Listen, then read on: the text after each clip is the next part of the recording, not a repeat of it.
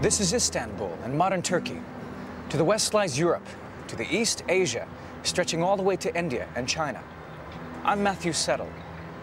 In 334 BC, Alexander, king of the tiny Greek kingdom of Macedon, crossed this neck of water and headed east into the mighty Persian Empire ruled by Darius III.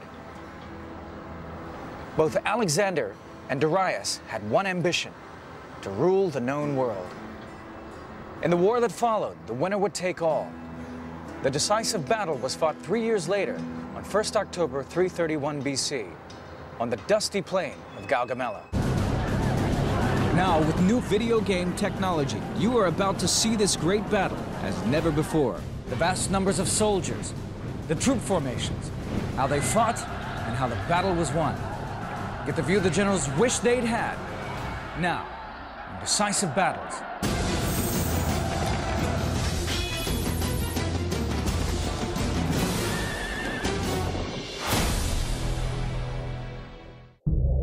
The chain of events that led to this great battle began far away from the dusty plains of Persia. In 356 BC, a son was born to King Philip of Macedon and his wife Olympias. His name was Alexander. Philip was the most powerful king in Greece. But the various states were difficult to hold together. He saw a war against Greece's old enemy, Persia, as a way of uniting the country and making himself all-powerful. But Philip had problems at home. He already had 6 wives, and in 337 BC, he married his 7th, a young teenager named Cleopatra. Olympias was furious. She feared her son Alexander might never become king. The following year, in 336 BC, Philip was assassinated. Everyone suspected that the murder was organized by Olympias, and as she'd hoped, her 20-year-old son Alexander inherited Philip's throne and his ambition to conquer Persia.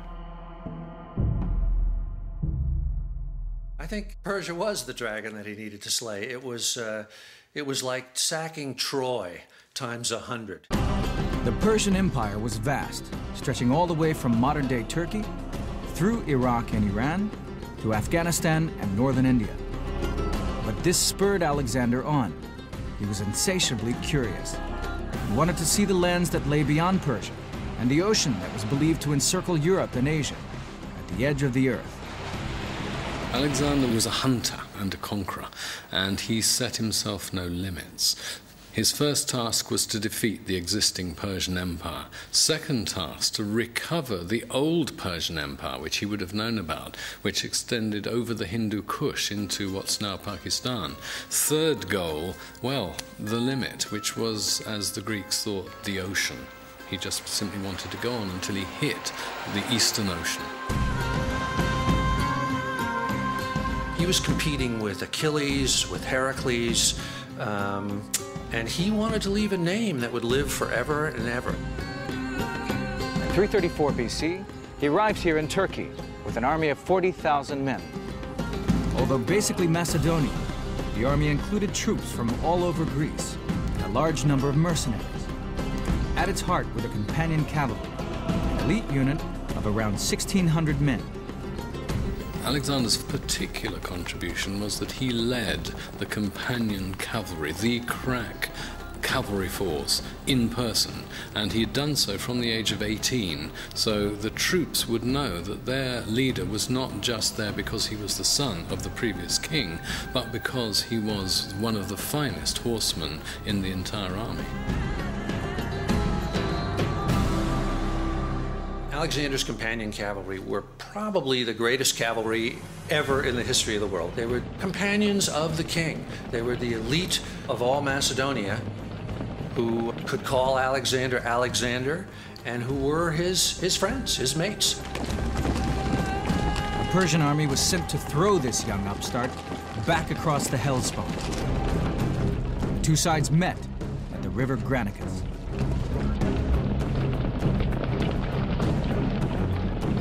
Alexander led the cavalry charge across the river. He rode straight for Mithridates, the son-in-law of Darius, and plunged his lance into his face, killing him outright. Then 2 Persian generals attacked Alexander. One dented his helmet with a sword swipe, but was killed by Alexander. The second general came at him with an axe, but as he raised it, his arm was cut off at the shoulder by one of Alexander's companions. The rest of the Macedonian cavalry and infantry raced across the river. The Persians turned and ran.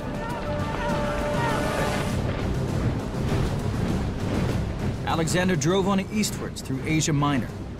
He believed that fate had marked him out for greatness. Now the Persian king, Darius, decided to take charge himself.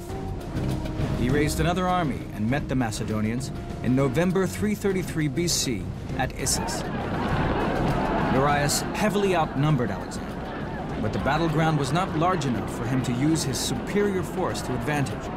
Once again, Alexander's cavalry smashed through the Persian line. Darius fled with such haste that he left his mother, wife, and daughters behind. They became Alexander's captives. Meanwhile, thousands of Persian troops were cut down as they made their retreat.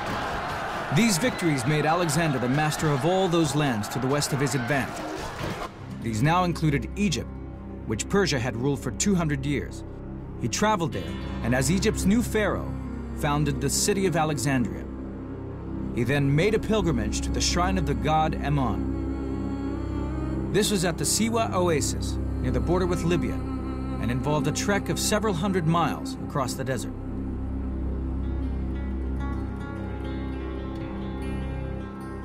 Questions to Ammon were answered through a priest.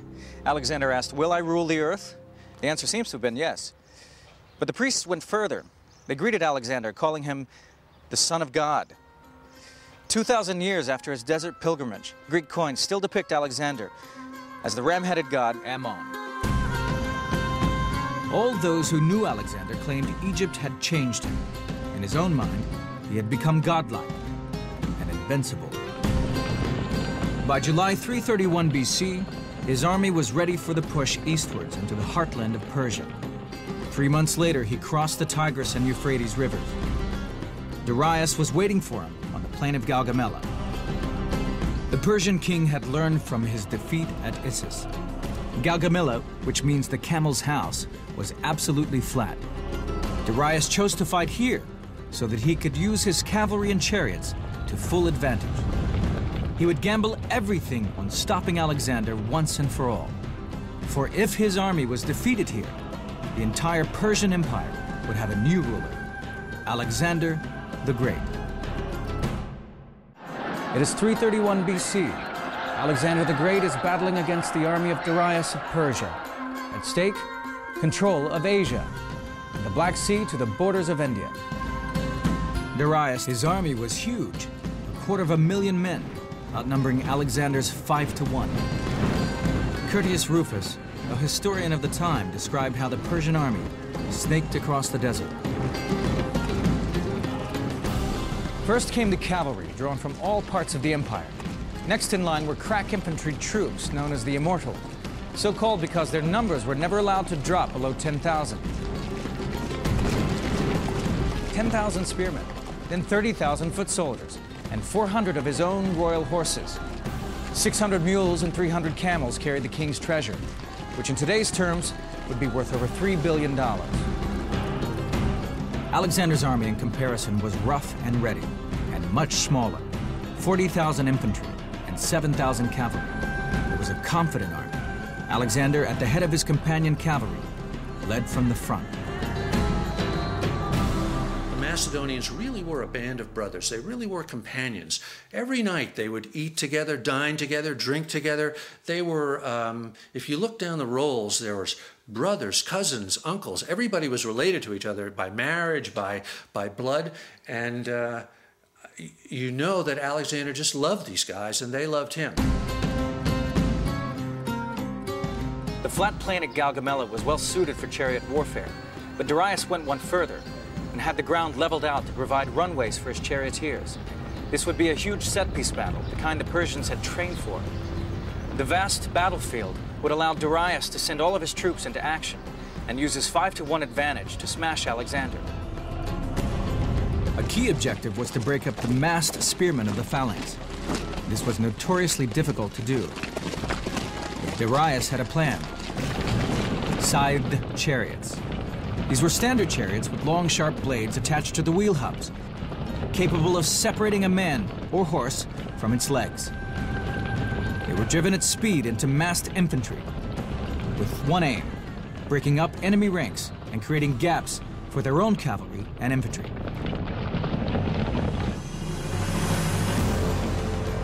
We now know how Darius deployed his army, because his written instructions were captured after the battle. On the left wing were Bactrian and Scythian cavalry from the steppes of Asia.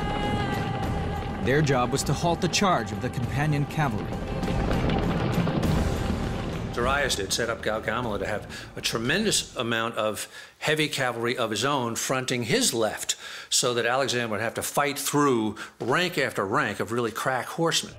The Persians themselves were in the center of the line, with the king and his royal entourage. In front of Darius were the baggage elephants and another 50 chariots.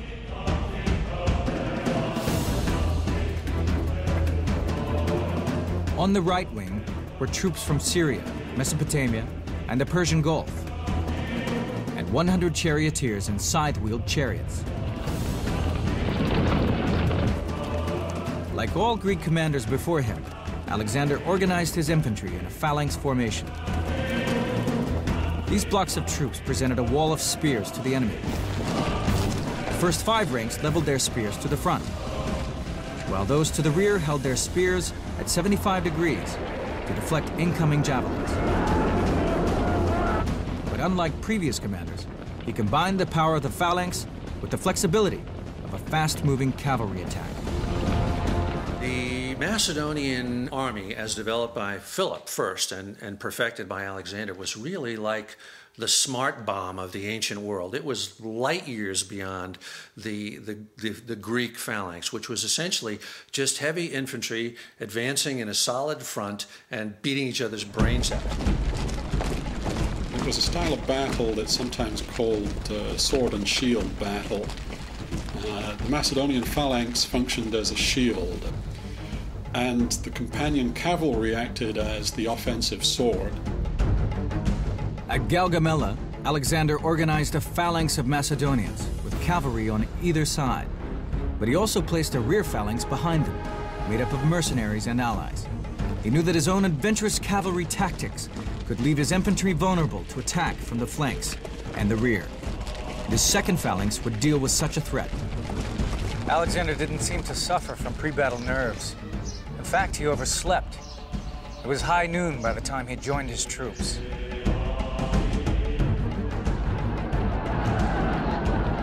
The two armies advanced in the line of battle.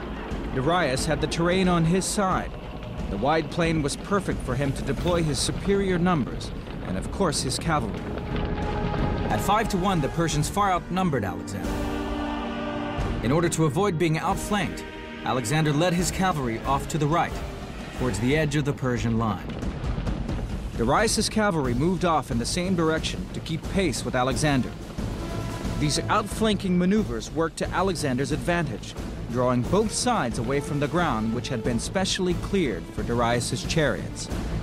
Darius saw what was happening and ordered his left wing to advance. To avoid being surrounded, Alexander charged straight into the Persians. What Alexander looked for in his battles was an opening in the enemy formation. As soon as he saw that, Alexander would lead a charge of his companion cavalry straight at that gap.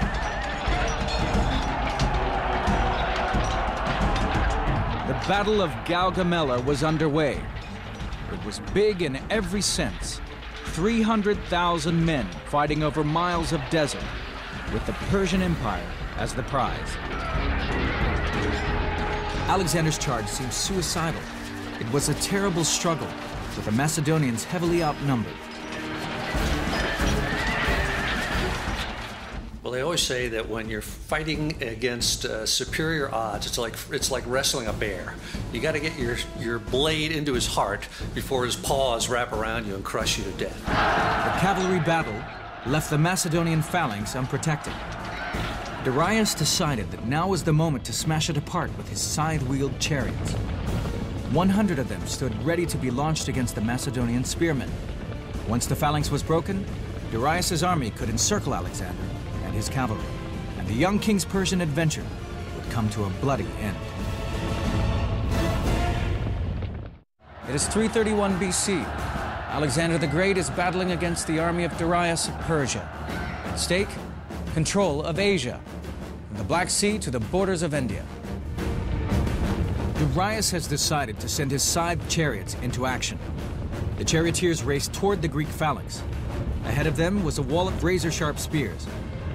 And for the men of the phalanx, there was a side of 100 chariots bearing down on them, each with 3-foot-long scalpel-sharp blades whizzing around the wheel hubs. But Alexander's battle-hardened troops held their nerve.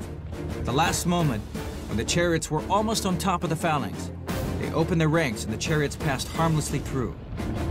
For the charioteers, however, there was little hope. As they drove down the open-ended ranks, hundreds of javelins and spears finished them off.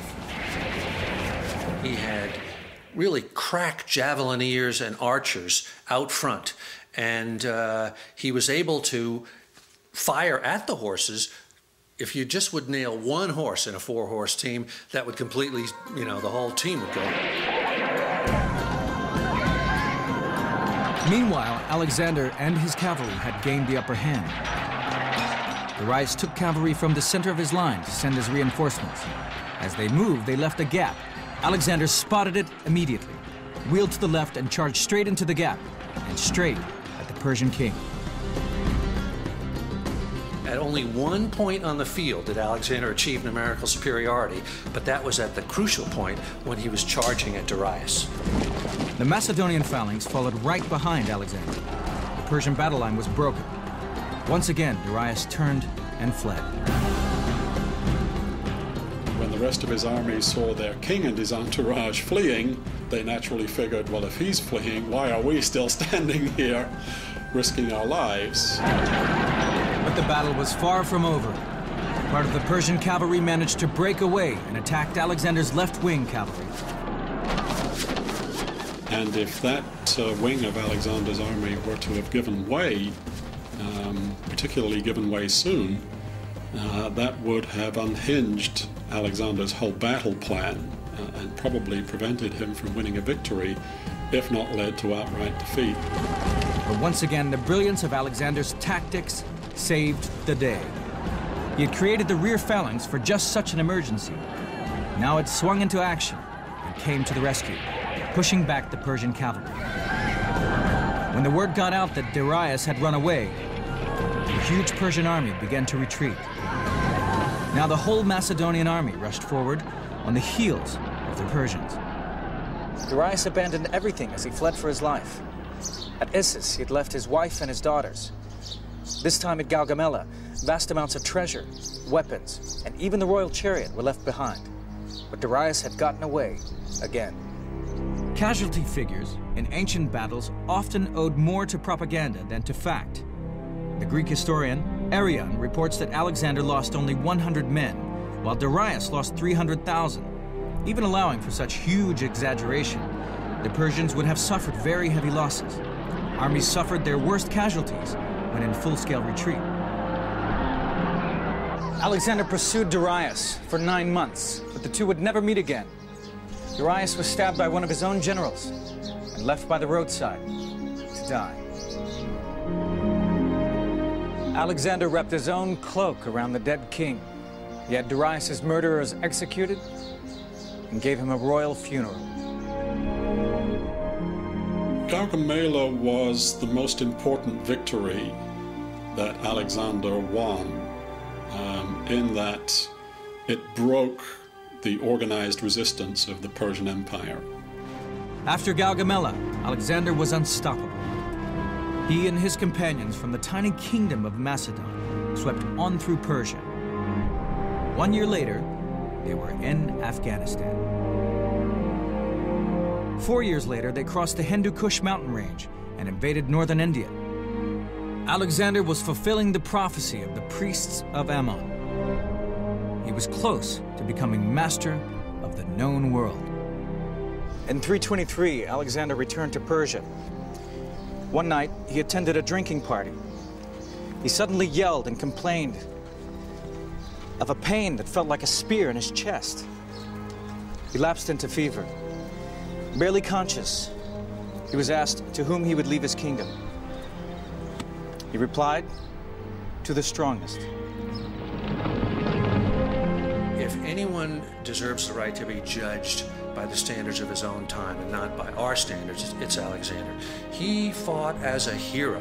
He was not a cold-blooded, calculating general like, say, Caesar or even Napoleon to some extent. He was there in the forefront on his horse, Bucephalus, charging right in there, and he believed that that was what it was all about. On June 11th, he died at the age of 32. He wasn't a god after all. His body was covered in the scars of battle. He had been seriously injured 8 times and wounded by every form of weapon: sword, spear, arrow, and javelin. His body was embalmed by Egyptians and taken not to his homeland of Macedonia, but to Alexandria, named after the greatest commander the world had ever seen. His empire did not survive him. No one man was strong enough to inherit his mighty legacy. Instead, it was divided among his generals. Never again would one man conquer so much.